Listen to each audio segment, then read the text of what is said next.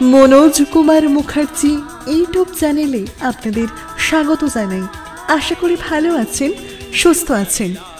আপনারা সকলেই জানেন 28শে জানুয়ারি মঙ্গলবার অমাবস্যার পূর্ণতিথিতে গুরুজি মনোজ কুমার মুখার্জির লেখা প্রথম বই রুদ্রাক্ষ প্রকাশিত হয়েছিল এবং সেখানে অসংখ্য গণ্যমান্য ব্যক্তির সাথে নিউজ মিডিয়া রিপোর্টার ভর্তি হয়ে গিয়েছিল। আজকের ভিডিওতে আপনারা দেখতে পাবেন টার্গেট বাংলা নিউজের গুরুজির মুখে রুদ্রাক্ষ সম্পর্কে বিস্তারিত আলোচনা। রুদ্রাক্ষ আসলে কি এবং এর ব্যবহারই বা কী জন্য করা হয়, সমস্ত কিছুই থাকছে আজকের ভিডিওতে। গুরুজি নিজের মুখে সমস্ত বিশ্লেষণ করেছেন। তাহলে দেরি না করে এখনই ভিডিওটি দেখে নেওয়া যাক। শুনে নিন গুরুজি মনোজ কুমার মুখার্জির মুখে রুদ্রাক্ষ সম্পর্কে বিশেষ আলোচনা। নমস্কার, আমরা দেখছেন টার্গেট বাংলা নিউজ। আজ এমন একটি এপিসোড আপনাদের সামনে উপস্থাপন করতে চলেছি। আপনারা হয়তো যারা টার্গেট বাংলা নিউজের দর্শক আছেন তারা প্রত্যেকেই হয়তো অবগত আছেন। গত মঙ্গলবার 28শে জানুয়ারি একেবারেই তারাপীঠ, মানে আমাদের যেটা মা আমরা বলি তারা মা, একেবারে সেই তারা মা তারাপীঠ মন্দির চত্বর থেকে উদ্বোধন হয়েছে রুদ্রাক্ষ। ভাবছেন রুদ্রাক্ষ নামটা অনেকেই শুনেছেন, সত্যিই তাই। রুদ্রাক্ষ নামটা আমরা প্রত্যেকেই জানি। রুদ্রাক্ষ শিবের চোখের জল থেকে সৃষ্টি, তাও আমরা জানি। কিন্তু সেটা কি তৈরি হয়েছে ইতিহাস? তারাপীঠের মন্দির চত্বর থেকে রুদ্রাক্ষ নামে একটি বই প্রকাশিত হয়েছে।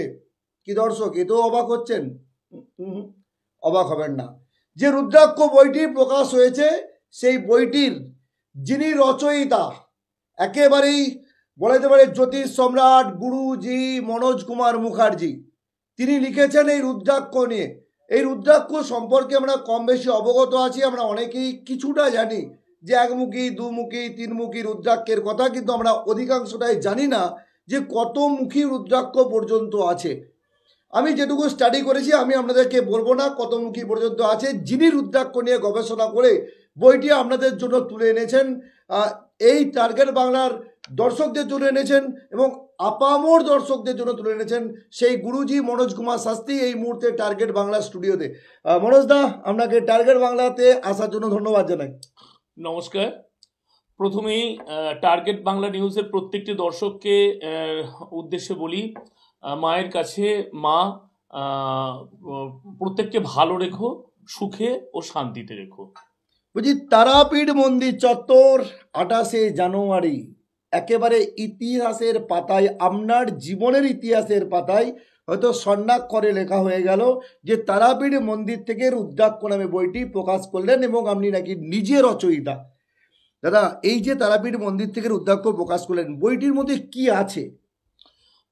রুদ্রাক্ষ অ্যাকচুয়ালি ক্লারিফিকেশন আছে, দ্যাট টু বি ফোকাস, যেখানে একমুখী থেকে 32মুখী প্রত্যেকটা পার্ট একমুখী রুদ্রাক্ষ ধারণ, দুমুখী রুদ্রাক্ষ ধারণ, that to be content of 32মুখী, যেখানে 17মুখী থেকে 21মুখী বিলুপ্ত।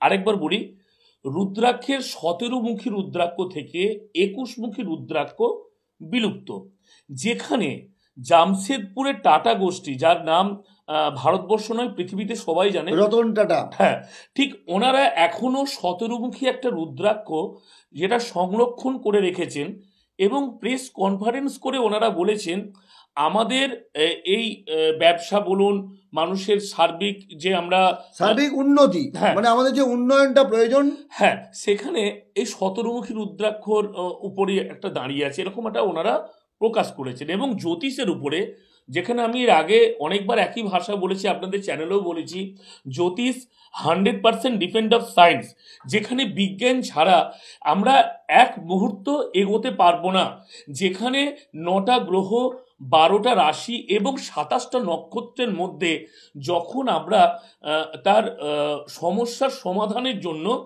যখন আমরা প্রতিকার হিসেবে কোনো রেমেডি দিতে যাব, যেখানে রেমেডির একটা কস্টলি, সেই জায়গায় কিন্তু রুদ্রাক্ষ যদি আমরা সেই জায়গায় যদি দশা ক্রিয়েটেডভাবে ঠিকভাবে দিতে পারি, কাজ সমান হবে, কিন্তু তার কস্টলিটা অনেকটা কম জায়গায় আসবে। তো এই যে রুদ্রাক্ষ আমরা বিভিন্ন সময় দেখি বিভিন্ন মানুষ এদিক ওদিক থেকে নিয়ে রুদ্রাক্ষ পরে নিচ্ছে, তো এটা কি সত্যি অ্যাকচুয়ালি ঠিক? না, আবার আমি রিপিট করছি, প্রত্যেকটা মানুষের যেমন একটা ভাষাই বলি, আজ সে যে রাজা ধীরাজ, কাল সে ভিক্ষা চায়, চিরদিন কাহারও সমান নাহি যায়। একদম এটা নির্ভর করছে সম্পূর্ণ মানুষের দশা ক্রিয়েটেড। বলছে ছেলেটা খুব ঘুমাচ্ছে, সত্যি কি ঘুমাচ্ছে? না, ওর দশা ক্রিয়েটেড হচ্ছে, দশাকে ঘুমাতে বাধ্য করছে। একদম। বলছে যে বাড়ির বউ, মানে একদমই আমি ভাষাতে, গ্রাম্য ভাষাতে চলে আসছি, একটা বাড়ির বউ সে সংসার করছে, তার ছেলে মেয়ে বড়, দেখা যাচ্ছে অন্য কারোর না কারোর সাথে সে চলে যাচ্ছে, মানে দ্যাট মিনস পরকীয়ায় লিপ্ত। হ্যাঁ, তো এটা কি সে ইচ্ছা করে যাচ্ছে? না, দশা ক্রিয়েটেড। তো এই জায়গাগুলো সমস্যার সমাধানের জন্য যদি আমরা রুদ্রাক্ষেরও যদি আমি সেই জায়গায় একটা কোন মুখী লাগবে, সেটা অবশ্যই তার দশার উপরে নির্ভর করবে। যদি আমরা ঠিকঠাক মানে গণনার উপর ডিপেন্ড করবে 100%, তো ওটার উপর করলেও কিন্তু অনেকটা কাজ হবে। এবং সব থেকে বড় কথা, যেটা কোনো জ্যোতিষ যেটা নিয়ে আসেনি, যেটা হচ্ছে খরচা। যে এর আগেও আমি বলেছি যে যখন ছাত্রদের এই যেমন সামনে মাধ্যমিক পরীক্ষা, একদম তো মাধ্যমিক পরীক্ষার এই যে ছেলেদের বলছে যে এরকম কোথাও না কোথাও গেলে কোনো না কোনো বাবা আছে যেখানে ওই আমাদের নীল সরস্বতী কবচ কি কোনো না কোনো কবচ কি কোনো না কোনো পাথর। আমি বলি না, একদম না। পড়াশোনার জায়গাটা আসছে ছাত্রনাং অধ্যয়নাং তপ। এটা যদি মূল মন্ত্র হয়, তাহলে মা বাবা, প্রত্যেক ছাত্র কিন্তু, প্রত্যেক ছেলে মেয়েই এখন জন্মগ্রহণ করছে, তারা কিন্তু বুদ্ধি নিয়ে সেই জায়গাটাতে বাবা মা যদি ঠিকঠাকভাবে তাকে গাইড করেন, বিশেষ করে মা, বাবা তো সকালেই তাকে বেরিয়ে যেতে হবে তার নিজস্ব কর্ম, মানে ইনকামের ধান্দায়, একদম। তো সেই জায়গায় মা, আমি এর আগেও বলেছি, সেই ভাষা আজও প্রকাশ করছি যে কালকে ছেলের পরীক্ষা, আজকে মা রিলস করছে বা ফোন নিয়ে ব্যস্ত, সেখানে ছেলের ফোকাস তো ওটাতেই যাবে। তো সেখানে আগে বাবা মাকে একটু ঠিকঠাকভাবে থাকতে হবে, সঙ্গে মানসিক কনসেন্ট্রেট, এবং তার সাথে আসবে যে সঠিকভাবে গাইড। বলছি অরিজিনাল রুদ্রাক্ষ কি সত্যি পাওয়া যায়? একদম পাওয়া যায়, তবে ওটা আমাদেরকে মানে ওটা কালেকশন করতে হয়। পাওয়া যায় ইন্দোনেশিয়াতে, গাছের ফল হচ্ছে রুদ্রাক্ষতে, সেই জায়গা থেকে আমরা কালেকশন করে পাওয়া যায়, অরিজিনাল পাওয়া যায়। তো এই যে রুদ্রাক্ষ বইটি প্রকাশ করলেন, কত দিনের সাধনা থেকে এলো? 7 বছর প্লাস আমি দেখছিলাম, 7 বছর প্লাস আমার সাধনা, যেখানে আমি প্রথম একটা সাদা কাগজে লিখতে শুরু করেছিলাম। লিখতে লিখতে লিখতে এটা একটা ভাবে প্রকাশ আসে যে আমি যদি, আমার স্বপ্নও ছিল যে আমার বই বাজারে আসবে, হ্যাঁ, নিজেরও ভালো লাগবে। তো সেই জায়গায় আস্তে আস্তে বইয়ের প্রকাশ পায়, এবং অবশ্যই আমার স্ত্রী, আমার ছেলে, আমার ভক্ত শিষ্য যারা আছে, তাদের একটা অনুপ্রেরণা, না বাবাজি আপনি করুন, আমরা এই যে একটা এইভাবে কিন্তু আস্তে আস্তে আস্তে গত 28 তারিখ আমি সাংবাদিক সম্মেলন করে আমি এই বইয়ের প্রকাশ করি তারাপীঠ মহাধাম থেকে। মানে এই বইটি এখন বর্তমানে কেমন চাহিদা? প্রচুর চাহিদা, এর প্রত্যেক জায়গা থেকে ফোন আসছে, এবং আমার যারা ছেলেরা আছে, ভক্তরা আছে, তারা আস্তে আস্তে সব জায়গায় পৌঁছে দিচ্ছে। এই যে আপনি একটু আগে বললেন যে বিভিন্ন দশা, আমি একটা জিনিস জানি যে একটা কাল সর্প যোগ, এই যোগটা নাকি খুব খারাপ যোগ, এরকম নাকি অভিহিত করা হয়। তো এবং আমি এও জানি কাল সর্প যোগে কিন্তু আমাদের অনেক বড় বড় মানুষের জন্মগ্রহণ করেছেন। রাজা রামমোহন রায় কাল সর্প যোগে জন্মেছেন, জওয়াহরলাল নেহরু কাল সর্প যোগে জন্মেছিলেন, রতন টাটা কাল সর্প যোগে জন্মেছিলেন, কিন্তু তারাও কিন্তু আজকে জীবনে প্রতিষ্ঠিত। অথচ আপনাদের মতোই কারোর কাছে গেলে কাল সর্প যোগের জন্য অনেক কিছু প্রেসক্রিপশন হয়, কিন্তু এই যোগটা আলটিমেট কি, কেন হয় এই প্রেসক্রিপশন? কাল সর্পদোষের প্রথম যেভাবে আমরা দেখি, যেখানেতে সর্পযোগে এরকমও হয় যে মানুষটা ঘুমাচ্ছে, তার যেন সর্পযোগে শরীরের উপর দিয়ে একটা উপর দিয়ে চলে যাচ্ছে, তারপরে ঘুমটা ভেঙে, এটা মনে হলো তো আমার গা দিয়ে যেন সর্প চলে গেল। তো এগুলো একটা, এই জায়গাগুলো থাকে, এবং যদি নিরীক্ষণটা ঠিক হয় তাহলে কিন্তু অশুভ। তো এইগুলোর প্রতিকারও আমাদের যেভাবে পুজো পাঠ যোগযাগভাবে করে জিনিসগুলোকে ঠিক করা নাকি উচিত। তাদের নাকি উন্নতির পথটা একটু পরে শুরু হয়? হ্যাঁ, একদম একদম উন্নতির পর পরে সে শুরু হয়েছে। তার আগেতে যখন বুঝতে পেরেছি যে কালসর্প যোগে যখন সমস্যা হয়েছে, তারা কেউ কেউ প্রতিকারও করিয়েছে। তো এই এই যে কালসর্প যোগ ছাড়াও আমরা বিভিন্ন সময় বিভিন্ন যোগের কথা বলি, যে আমরা দেখেছি জ্যোতিষশাস্ত্র বলে অমৃত যোগ চলছে, এসব কথাগুলো বলে। এই সময় বলে যে বারবেলা চলছে। তো এই অমৃত যোগ, বারবেলা, এই ঘটনাগুলো কি? প্রত্যেকটা জিনিসের শুভ অশুভ লক্ষণের উপরে নির্ভর করে অমৃত যোগে শুভ যোগ আসবে।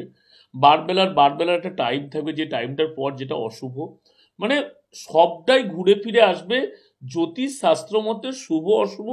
এবং আমরা কিছুটা পঞ্জিকা অনুসারেও সেটাকে সময়টাকে নিরীক্ষণ করি যে এই সময়টা কোন কি যোগ, হ্যাঁ, মৎস্যলাভ যোগ, পরপর পরপর একটা না একটা কিছুভাবে আমরা ক্রিয়েটিভ অ্যাক্টিভিটিতে সেটাকে আমরা দশা নিরীক্ষণ করে, মানে দশা বিচার করে তার রেমেডি। একদম যেটাই ঘুরে ফিরে আসবে না কেন, ঘুরে আসবে দশাটার উপরে নির্ভর করবে রেমেডি অথবা কবচ, তাবিজ, যেটাই হোক না কেন দশা।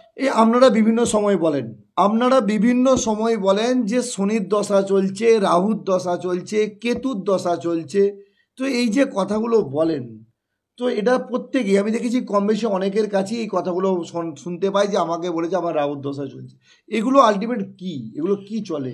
দশার নিরিখে প্রত্যেকটা মানুষের জীবনে আমি নিজে স্টাডি করে দেখেছি, 1 ঘন্টা প্রত্যেকটা মানুষের, যে হাইফাই হোক, লো মানুষ হোক, যেই হোক, সাধারণ মানুষ হোক, প্রত্যেক মধ্যবিত্ত, আমরা ধনী, আমরা তো ক্লারিফিকেশনে 3টে স্টেজ করে রেখেছি, আমরা শুনে এসেছি, দেখছি ধনী, মধ্যবিত্ত এবং নিম্ন মধ্যবিত্ত যেটা, সেই জায়গায় দাদা 1 ঘন্টা 32 মিনিট, 1 ঘন্টা 31 মিনিট, 1 ঘন্টা 30 মিনিট, এই টাইমের ফ্লোতে 24 ঘন্টার মধ্যে, এটা এরকম নয় যে আজকে যে দিন আগামীকালও সেই দিন আসবে তা না, কিন্তু এই টাইমটা একটা ফ্ল্যাকচুয়েশন হয়, ওই টাইমটা বলা হয় রাহুর কাল। ওই টাইমটায় আপনি যেভাবে আপনাকে ডিক্রিস্টের জায়গায় নিয়ে আসবে, মানে রাহুর কোপে পড়তেই হবে। হ্যাঁ, ওই টাইমটা আমরা বলি সাবধান থাকুন। মানে এমনও হয়েছে, আমি নাম বলছি না, এমনও কিছু কিছু মানুষকে সাবধান করে দেওয়ার পরও কিন্তু এই ঘটনাগুলো কি, মানে মাঙ্গলিক দশায় কি বা রাজযোগ যোগী কি? রাজযোগ যোগ যেটা, সেই যোগেতে একদম মানে খুব ভালো জায়গা, যে জায়গাটা বলে তো রাজযোগ। কিন্তু মাঙ্গলিক হচ্ছে বিবাহ ক্ষেত্রে অশুভ। যদি কোনো জাতক অথবা জাতিকা, মানে মেয়ে হচ্ছে জাতিকা, জাতক হচ্ছে পুরুষ, এই দুজনের যদি আবার আমরা স্টাডি করে দেখেছি, দুজনেই যদি মাঙ্গলিক হয় তাহলে কিন্তু কোনো অসুবিধা নেই, শুভ। কিন্তু দেখা যায় আজকে যে ডিভোর্সের জায়গাগুলো আসছে, অ্যাডজাস্টমেন্টের প্রবলেম, 2 মাস 3 মাস বিয়ে করার পর ছেড়ে দেওয়ার একটা প্রবণতা। বিবাহ মানে আমরা জানি জন্মান্তরে একে অপরের উপর নির্ভরশীল একটা স্বামী স্ত্রীর মধ্যে ভালোবাসা এবং ভালো বন্ধুত্ব, 7 জন্মের বন্ধন। হ্যাঁ, তো আমরা বলি একটা স্বামী স্ত্রী মানে ভালো বন্ধু, মানে আমি যদি কাউকে শেয়ার করতে পারি সেটা হচ্ছে আমার স্ত্রী, যেখানে তাকে সমস্ত কথা শেয়ার, এবং উচিত সেটা। তো সেই জায়গায় মাঙ্গলিক হলে কিন্তু দাদা অ্যাডজাস্টমেন্টের একটা বিরাট সমস্যা হয় এবং ডিভোর্সের প্রবণতাটা বাড়ে এবং বাড়ছে। মানে এটা অ্যাকচুয়ালি সেই রক্তের মতো, যদি কারো পজিটিভ কারো নেগেটিভ হয় সেরকম দেখে যাবো। এটা একটা সূত্রতে আমরা দেখেছি, এইভাবে কিন্তু ফেললে এই জিনিসটাই হয়। মাঙ্গলিক অশুভ নয়, শুভ। কিন্তু দুজনের মধ্যে যদি কেউ একজন মাঙ্গলিক হয় তাহলে কিন্তু অশুভ। আরও একটা আমি দেখেছি আপনাদের মধ্যে একটা চালাকনেস কাজ করে। আপনারা হয়তো সবাইকেই দেখে বলেন বৃহস্পতি মোটামুটি ঠিক আছে। আরে বাবা, আমি তো এই কথাই আপনাকে জানতে চাইছি, বৃহস্পতি মোটামুটি ঠিক আছে, বৃহস্পতি প্রত্যেকেরই কম বেশি ঠিক আছে। যদি না ঠিক থাকতো তাহলে সে খেতে পেতো কি? পেতো না। তাহলে আপনারাও কি এটা তো একটা চালাকের আশ্রয় নেন, তাই না? সবাই নয়, মানে নেন তো, মানে এটা মানে আমি দেখেছি, আমারও চোখে পড়ে যে অনেকেই বলে বৃহস্পতি মোটামুটি বৃহস্পতি ঠিকঠাকই আছে। আরে ভাই, মোটামুটি বৃহস্পতি ঠিকঠাক আছে, জ্যোতিষে এটা একটা পন্থা অবলম্বন হয়, দেখেছি আমি, তবে আমি এগুলো ইউজ করি না, মানে আমি জেনারেল ভাবে হয়। তো সেই জন্য এখন বর্তমান সময়ে জ্যোতিষের প্রতি মানুষের অনেকটা বিশ্বাস আস্থা হারিয়ে যাচ্ছে। হ্যাঁ, অনেকটা হয়েছে। তো এই জ্যোতিষের প্রতি মানুষের আস্থা ফিরবে কি করে? আস্থা আবার রেকটিফিকেশন করতে হবে, কথাবার্তা, কাজ। অবশ্যই মানুষ আমাদের কাছে আসে অনেক ভরসা নিয়ে, বাবা বলে, গুরুজি বলে, গুরুদেব বলেন। তো সেই জায়গায় আমাদের থাকবে কাজের উপর ফোকাস, আমাদের থাকবে মন্ত্রপাঠ। আমাদের ভাষায় বলি মন্ত্রপাঠ শুনানি নাংতাস্য শরীরম গিচ্ছতাম। মন্ত্রপাঠ যদি আমরা শ্রবণ করি, তাতে শরীরের মধ্যে অর্ধেক রোগ অবক্ষয় হয়, আসে বিশ্বাস, আসে ভক্তি। আর যদি পাঠ করি 100% ক্রিয়েশন আসে। আমরা বিভিন্ন সময়ে প্রেক্ষাপটে দেখেছি এই যে আপনি বলছেন মন্ত্রপাঠ থেকে আমাদের শক্তি আসে, আমাদের এই হয়, খুব ভালো কথা। কিন্তু প্রশ্নটা হচ্ছে আমার এই যে এই জায়গাতে বলে যে অ্যাস্ট্রোলজার বা জ্যোতিষীর কাছে যাব মানে হিউজ অঙ্কের একটা টাকার খরচ। কিন্তু সেখানে দাঁড়িয়ে আমার একটাই প্রশ্ন, যারা একেবারেই নিম্ন মধ্যবিত্ত পরিবারে জন্মগ্রহণ করে তাদেরও তো বাঁচার অধিকার আছে। একদম। তো যদি বাঁচার অধিকার থাকে আপনাদের কাছ থেকে সেই ফিডব্যাকটা তারা নাকি পায় না। না, এটা যদি থাকে এটা চেঞ্জ করতে হবে। মানুষ আমাদের কাছে তো অনেক ভরসা, অনেক নির্ভরভাবে আসে। সবাই তো সবসময় তো টাকা টাকা বললে হয় না। একদমই না, সবসময় টাকা বললেও হয় না এবং সবারই পক্ষে সেটা সম্ভবও হয় না। হ্যাঁ, মানছি আমাদের কোনো একটা যোগ্য করলে তার একটা খরচা আছে। অবশ্যই কাঠ থেকে আরম্ভ করে, ঘি থেকে আরম্ভ করে, তারাপীঠ অথবা কামাখ্যায় বসতে গেলে আমি যেটা করি, আমাদের একটা খরচা আছে। কিন্তু তার মধ্যে থাকবে একটা স্বচ্ছতা, একটা প্রত্যেকের প্রতি একটা থাকবে যে সবাই তো আমাকে দিতে পারবে না। তো সেটাও একটা থাকবে, উদারতার একটা ভাব থাকবে, কারণ মানুষের হয়তো কাজ তো কিছু করতেই হয়। একদম একদম। তো এখন প্রশ্ন হচ্ছে এই জায়গাতেই আপনি বললেন যে জ্যোতিষ মানে বিজ্ঞান, আমিও জানি যে জ্যোতিষের একটা পার্ট বলা হয় অ্যাস্ট্রোনমি। তো অ্যাস্ট্রোনমি মানে জ্যোতিষ বিজ্ঞান। তো সেখানে দাঁড়িয়ে বিভিন্ন গ্রহ নক্ষত্রের ফের থাকে, গ্রহ নক্ষত্রের ফেরকে ক্যালকুলেশন করেই আপনাদেরকে এইসব জিনিস বলতে হয়, তাই তো? তার মানে জ্যোতিষ ওয়ান টাইপ অফ সায়েন্স। একদম। কিন্তু সেখানে দাঁড়িয়ে তাহলে জ্যোতিষ যদি সায়েন্স হয় তাহলে জ্যোতিষ কেন মাঝে মাঝে মানে বিফলে যাচ্ছে, কেন তার জায়গাটা ফল্ট হচ্ছে? না, এটা একটা বিরাট প্রশ্ন করেছেন আপনি। এরকম প্রশ্ন আমার কাছে আসেও না, আমি অনেক চ্যানেলেই বসেছি। যাই হোক, মাঝে মাঝে বিফল হচ্ছে তার একটা কারণ অবশ্যই গণনা, অবশ্যই গণনা, অবশ্যই লোভ। অবশ্যই অবশ্যই এটা আমি স্বীকারও করছি। আমি একজন জ্যোতিষ গুরুজি হয়ে লোভের একটা জায়গা এবং সঠিক নিরীক্ষণ না হলে তার একটা তো দুয়ে দুয়ে যোগ করলে 4 অবশ্যই হবে, একেবারে 3 যোগ করলে কখনোই হবে না। এটাই হলো ব্যাপার। আচ্ছা এই যে জ্যোতিষ গণনা করতে গেলে আমরা বিভিন্ন সময় দেখেছি, আমরা কাউকে দেখতে পারি, যেমন আমি আমার কথা বলি, আমিও বিভিন্ন জনকে দেখতে পারি, দাদা একটু হাতটা দেখে দিন তো কি আছে, যে রাহু না কেতু না কি আছে একটু বলুন তো। কিন্তু এই হাত দেখাটাই সত্যি কি জ্যোতিষ, না সত্যি অরিজিনাল তার অক্ষাংশ দ্রাঘিমাংশ বিচার করে, তার জন্মস্থান, তার সময়, তার এই বিচার করি তবেই জ্যোতিষ হওয়া উচিত? হাত দেখে কোনোদিন জ্যোতিষের নিরীক্ষণ এবং তার প্রতিকার হয় না, 100% সত্য হয় না, হয় কিছুটা। যেমন আমি আপনাদের চ্যানেলের আগে একবার একটা ভাষা ইউজ করেছি। আগেকার দিনে ওই যে মুনি ঋষি মানে যারা সাধুরা আসতো, একদম বাড়িতে আসার পর যদি তাদের কথা মতো না মায়েরা চলতো তো বলতো আমি তোদের অভিশাপ দিচ্ছি। আমি বলি ওটা মিথ্যা কথা। অভিশাপ কখনো ফলে না, অভিশাপ কেউ দিতে পারে না। মা ঠাকুমারা ভয় পেত, ওনার উপর নির্ভর করত, কোনোদিন এটা হয় না। আর রইল আপনার আরেকটা প্রশ্ন, যেটা হচ্ছে শুধু হাত দেখে কোনোদিন না। সঠিক ক্যালকুলেশন করতে গেলে যদি সঠিক বিচার করতে হয়, অবশ্যই date of birth time, birth place, আপনারই ভাষাতে আসছি, অক্ষাংশ দ্রাঘিমাংশ না হলে 100% সফল হতে পারে না, সফল হয় না। আচ্ছা আমি দেখছিলাম যে আপনার বেশ কিছু ব্যানারে লেখা আছে যে মুসলমানি তন্ত্র বা সোলেমানি তন্ত্র নিয়ে আপনি কাজ করেন, বা হিন্দুদেরও বিভিন্ন তন্ত্র মন্ত্র নিয়ে কাজ করেন। আচ্ছা আপনি ভূত পেত ইত্যাদি ইত্যাদি বিশ্বাস করেন? দেখুন, ভূত পেত হয়তো নেই। আমি যখন আমার ভাষাতে আসছে জ্যোতিষ 100% সায়েন্স, সেখানে ভূত পেত নেই। কিন্তু খারাপ করা এখনো কিন্তু আমাদের যেটা কামাখ্যাতে যে আমার যে শিক্ষা, গুরুজি যে শিক্ষাটা দিয়েছেন আমাকে, এখনো কিন্তু এগুলো আছে যে কারো প্রতি কারো খারাপ করা, কালার থেরাপি, এই ব্যাপারগুলো কিন্তু এখনো আছে। না আপনি যখন কামাখ্যার কথা বললেন, এই কামাখ্যাতেও আমি যেটুকু শুনেছি, তন্ত্র মত যেটা তন্ত্রে, যেটুকু আমিও কামাখ্যা থেকে যেটুকু শুনেছি যে আগে নাকি আপনারা যখন এইসব জিনিস শিখতে যান আপনাদের নাকি আগে খারাপ জিনিসটা শেখানো হয়, তারপর নাকি ভালো জিনিসটা একদম শেখানো হয়। একদম একদম এটা কি ঠিক? একদম একদম এরকমও আমার আমার নিজের হয়েছে। আমাকে আগে খারাপ জিনিস এবং আমি টিকতে পারি কিনা আগে দেখে নেওয়া হয়েছে। আমাকে 11-12 দিন খেতে দেওয়া হয়নি কামাখ্যাতে। মানে আমার বিবাহিত স্ত্রী আছেন, তারপরেও যদি আমার মনে হয় মেয়েটাকে আমার খুব ভালো লেগেছে, আপনারা আগে ওই মেয়েটাকে আমার কাছে এনে দেওয়ার হয়, চেষ্টা হয়, করেন হ্যাঁ, খারাপ, তারপর আবার কাটার চেষ্টা করেন। হ্যাঁ, ছবি দিয়ে আমাদের এসব হয়। শরীরের যে মানে উনি যে পোশাকটা পরে থাকেন তার যে টুকরো এসব দিয়ে কিন্তু হয়। তো এই যে আমরা এই যেটা বললাম যে সোলেমানি তন্ত্র, তো এই সোলেমানি তন্ত্রতে কিভাবে কাজ করেন? সোলেমানি তন্ত্রেরই এই যে উদাহরণটা দিলাম, সোলেমানি তন্ত্রে অ্যাকচুয়ালি আমাদের হিন্দু মতের যে তন্ত্র এবং মুসলিম তন্ত্রর মধ্যে ক্রিয়েটিভ অ্যাক্টিভিটি মুসলিম তন্ত্রে অনেকটা তাড়াতাড়ি কাজ হয়। তো মুসলিম তন্ত্রের আমাদের যারা মায়েরা আছেন, মানে অনেক সময় কি হয়, মনোজ কুমার মুখার্জি যে 100% সাকসেসফুল তা কিন্তু না।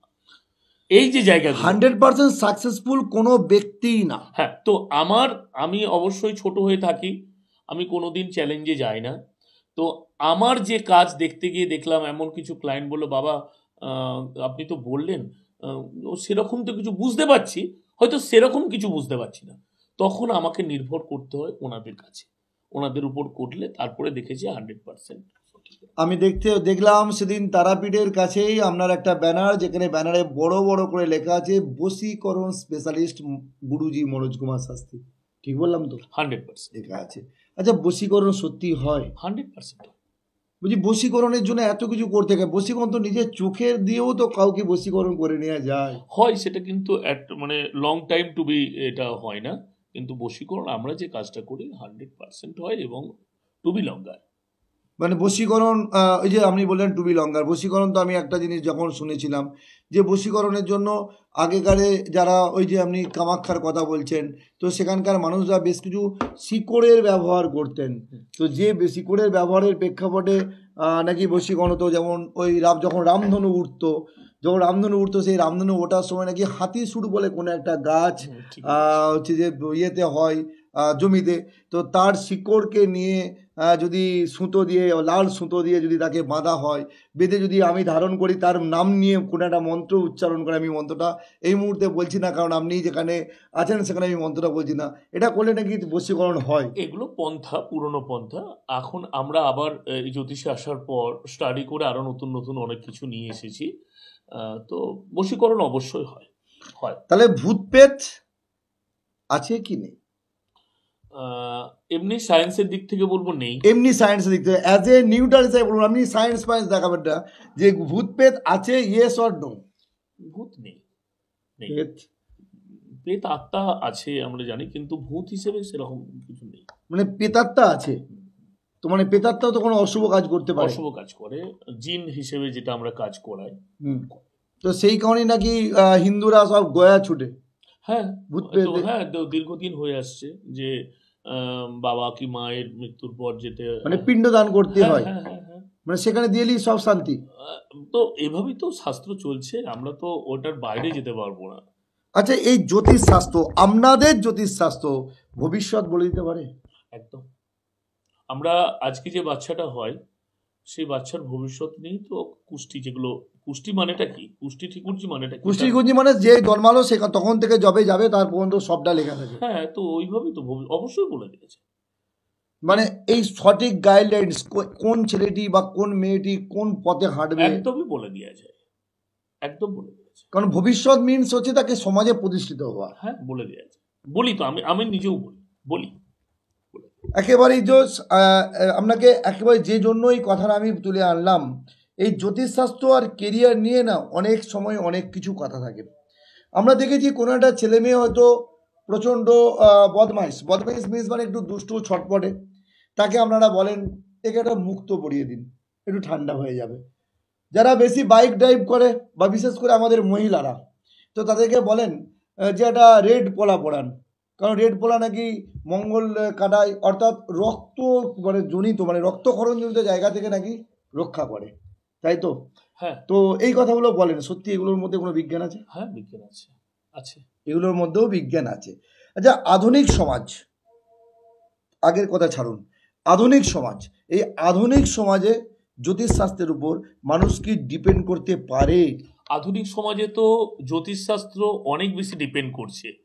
আজকে যে বাচ্চাটা জন্মগ্রহণ করছে, আগেকার দিনে দাদু ঠাকুমা মা বাবার নাম রাখতো, এখন 100% জ্যোতিষের উপরে আসার পর কোনো না কোনো গুরুজির কাছ থেকে তারা নামটা নিচ্ছে। সেটা নামটাই শুরু হচ্ছে জ্যোতিষ দিয়ে, মানে রাস নাম, একদম সেটা নাম হয় রাস নাম। রাসনাম। মানে আমাদের মতে আচার্য যারা তারাই রাস নাম রাখতে যান। হ্যাঁ, তো তাহলে যদি যে বাচ্চাটা জন্মগ্রহণ করছে সেটা যদি বাবা মারা জ্যোতিষের উপরে নির্ভর করে, তাহলে জ্যোতিষ 100% এখন ডিপেন্ড। আচ্ছা, শরীর, মন, আত্মা, এই তিনটের মধ্যে কি পার্থক্য? আপনারা বলেন শরীর, মন, আত্মা এসব নিয়ে বলেন। ধরুন আমি সন্দীপ দে, টার্গেট বাংলার এডিটর পদে এই মুহূর্তে বসে আছি। তো আমার শরীর, আমার মন, আমার আত্মা কি কথা বলে বা কি চাই, এই যে এটার মধ্যে পার্থক্য কোথায়? শরীর, মন, আত্মা পার্থক্য কোথায়? শরীর মন আত্মার আলাদা আলাদা করে যখন আমরা ভাগে আসব, তখন তার শারীরিক দিক থেকে যে জায়গাগুলো আসবে সেটা আমরা ডিপেন্ড করে ওই সময়টার উপরে নির্ভর করবে আর কি। যখন আমরা ওই ব্যাপারটার উপরে ফোকাস, মানে যখন আপনারা ক্যালকুলেশন করবেন, হ্যাঁ, তখন তার ক্লারিফিকেশনগুলো আলাদা আলাদাভাবে আসবে। মানে আমি বলতে চাইছি শরীর, মন, আত্মা এই তিনটে জিনিস কি আলাদা? হ্যাঁ, সম্পূর্ণভাবে আলাদা। আমরা ভাগ করবো, তো ভাগ করে করে বলবো, ভাগ করে করে পার্ট। মানে শরীরের ভেতরে মন, হ্যাঁ, তার ভিতরে মনের ভেতরে আত্মা। একদম ঠিক। মানে আত্মা, আমাদের তো আত্মা কখনোই বিলীন হয়ে যায় না। মানে আমার একদিন এই শরীরটা নিথর হয়ে যাবে, কিন্তু আমার আত্মা কিন্তু মারা যাবে না। আত্মা যার সৃষ্টি, তার কাছে আত্মা ফিরে যাবে।